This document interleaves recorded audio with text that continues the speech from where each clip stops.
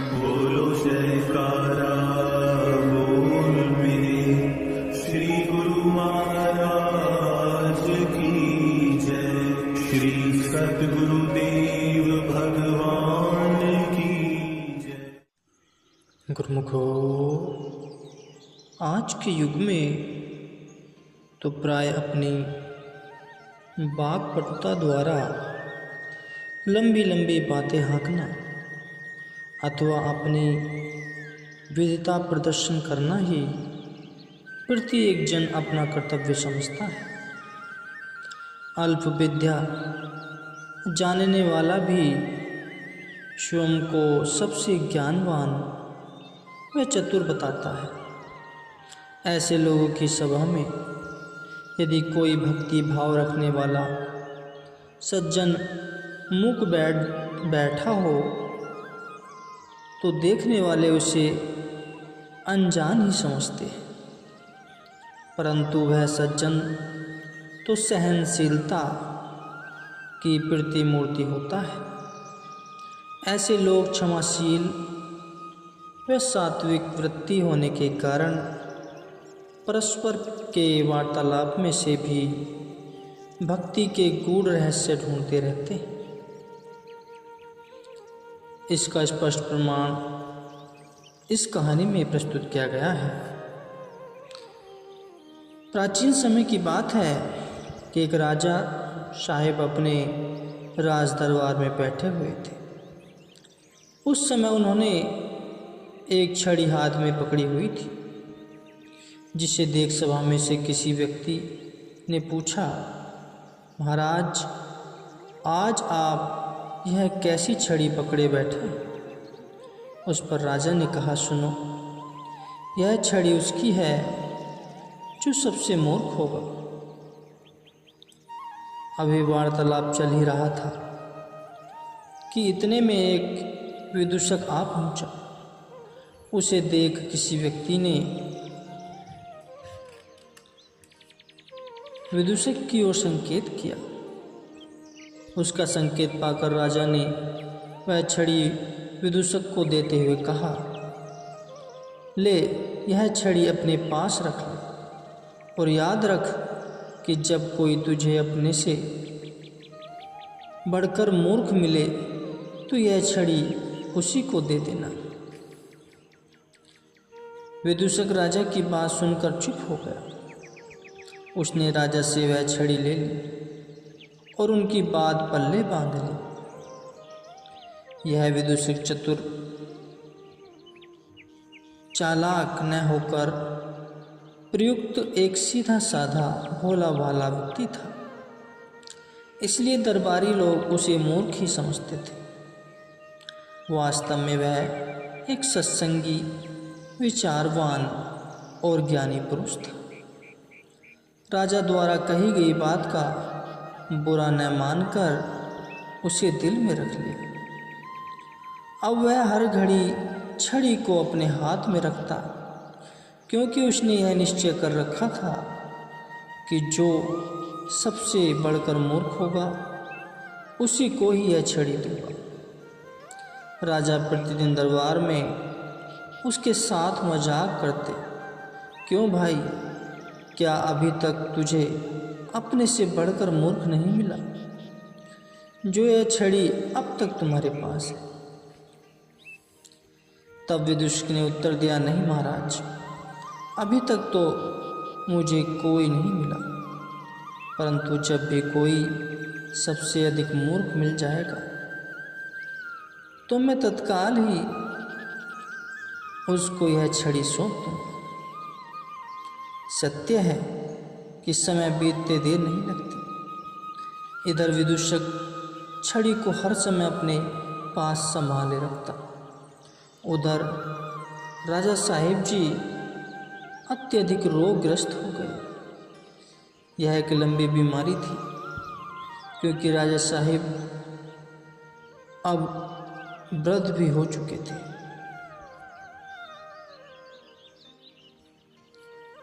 इससे अब वे दिन प्रतिदिन दुर्बल होते गए।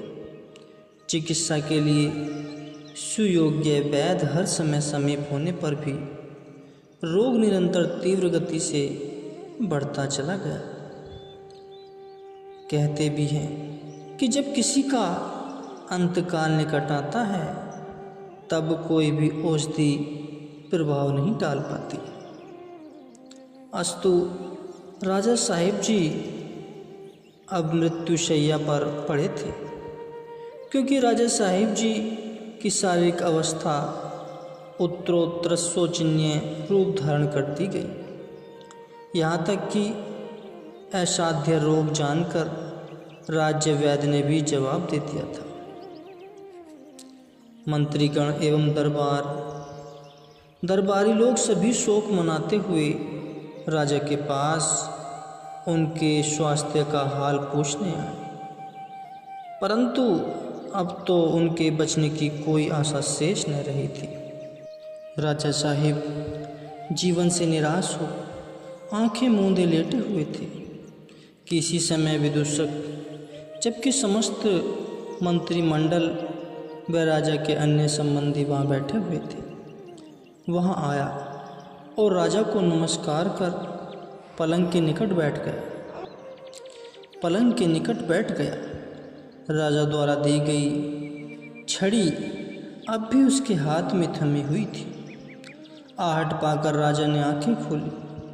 उस समय सादर खड़े होकर विदूषक ने राजा साहिब की तबीयत का हाल पूछा। उत्तर में राजा जी बोले, क्या पूछते हो भाई, अब अंतिम बार ही मिल लो, क्योंकि मैं यहाँ से विदा होने वाला हूँ। विदूषक आश्चर्यचकित हो, क्यों महाराज, कहाँ की तैयारी है? राजा, हाँ भाई, अब मैं यहाँ से कूच करने वाला हूँ। विदूषक, महाराज, पहले जब आप यात्रा पर जाते थे तो कई दिन पहले ही हर तरह समाचार दिया जाता था और जाने की तैयारियां हुआ करती थी। राजा झलकते हुए आंसू से, अरे भाई, तुम्हारी समझ में जो यह बात न आए तो मैं क्या कहूँ। अब जिस यात्रा पर मैंने जाना है उसमें किसी को समाचार देने का अवकाश तक नहीं मिल पाता, अभी तो एकदम ही चल देना पड़ता है। विदूषक, अच्छा महाराज, तनिक यह तो बताने की कृपा करें कि आखिर कितनी दूर किस देश में आपने जाना है। राजा विवश होकर, भाई, यह भी नहीं ज्ञात कि मैंने कहाँ जाना है, और यह इतनी लंबी यात्रा है कि जिसका अनुमान लगाना ही कठिन है। विदूषक, तब महाराज, इस यात्रा के लिए तो फिर आपने सवारी आदि का प्रबंध कर लिया होगा। राजा, ना भाई, इस यात्रा में किसी प्रकार की भी सवारी साथ नहीं जा सकती। विदूषक, क्यों महाराज, आखिर इस रास्ते में से सवारी क्यों नहीं जा सकती? राजा, भाई साहब, यह तो परलोक का सफ़र है, अस्तु इसमें सवारी का क्या लाभ है? हाँ, जिन लोग ने मालिक का भजन कर सत्यतापूर्वक जीवन व्यतीत किया है उनके लिए सवारी का प्रबंध होता है। वे लोग देवलोक से आए हुए विमानों पर जाते हैं, लेकिन मुझे तो इसकी आशा ही नहीं है। विदूषक, महाराज, यह तो बड़े आश्चर्य की बात है। अच्छा, यह तो बताएं कि आपके साथ जाएंगे कौन कौन? राजा, परलोक की यात्रा में कोई भी साथ नहीं जा सकता, अकेला ही जाना पड़ता है। विदूषक, क्यों कर? आपके कुटुंबी, मित्र, संबंधी, मंत्री आदि क्या सभी यहाँ ही रह जाएंगे?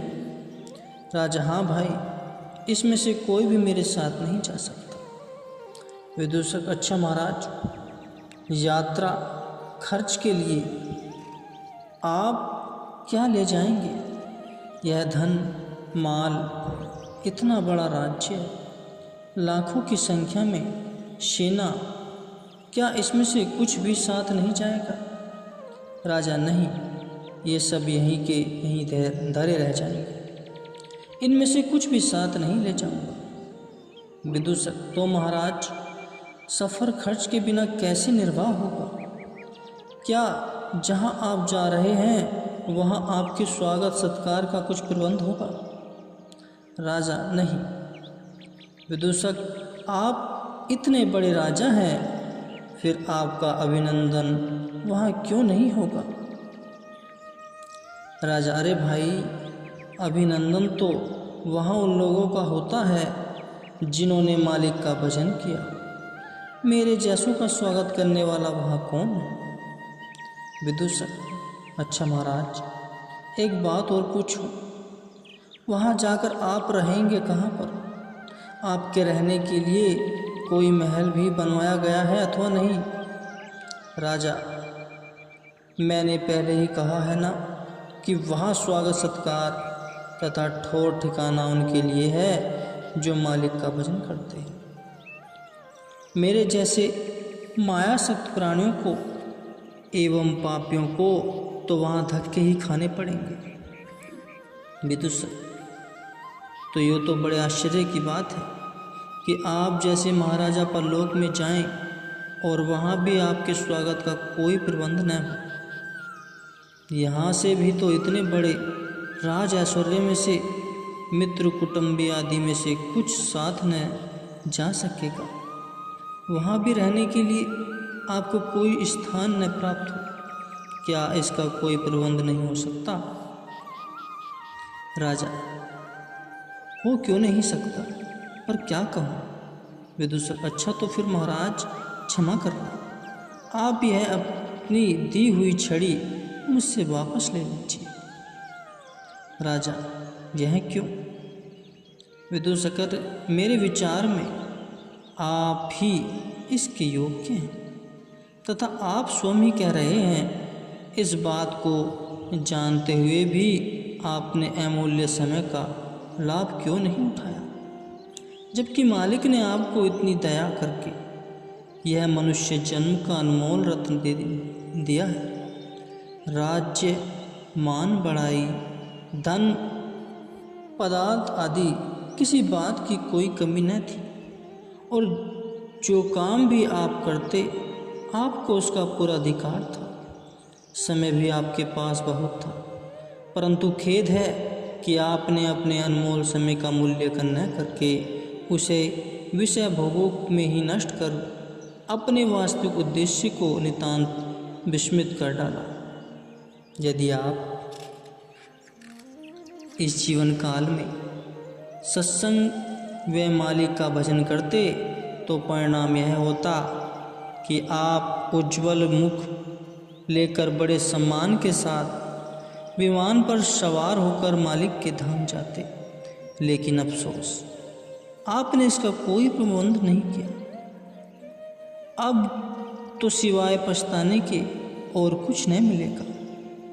अब आप ही बताइए महाराज, भला इससे बढ़कर मूर्खता क्या होगी कि अवसर हाथ में रहते हुए भी आपने परलोक को न संवारा। राजा अफसोस करते हुए: यही तो मुझसे बड़ी भारी मूर्खता हुई है। अंत में विदूषक राजा को छड़ी सौंप चलता बना। राजा के दुख का कोई पारावार न था। इसी दुख में राजा के प्राण पखेरु उड़ गए। भाव यह है कि राजा के कथनानुसार ज्ञानवान विदूषक ने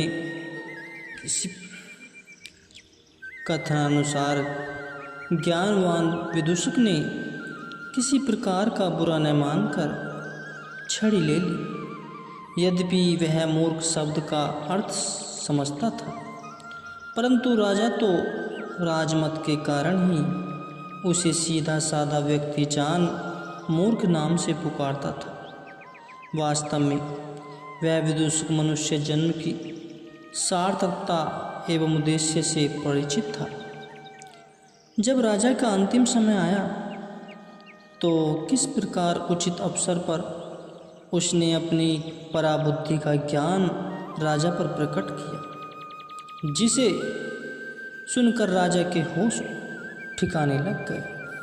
परंतु अब तो समय हाथ से निकल चुका था, सिवाय अफसोस के उसके हाथ में कुछ न लगा।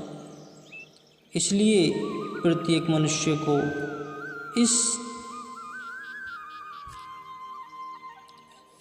इस कहानी से शिक्षा ग्रहण कर अपने दुर्लभ मानव जन्म का यथार्थ मूल्यांकन करना चाहिए तथा संसार में विचरते हुए मालिक का भजनाभ्यास कर अपना परलोक संवारना चाहिए, जिससे मालिक की प्रसन्नता व सच्चा आनंद प्राप्त हो सकेगा।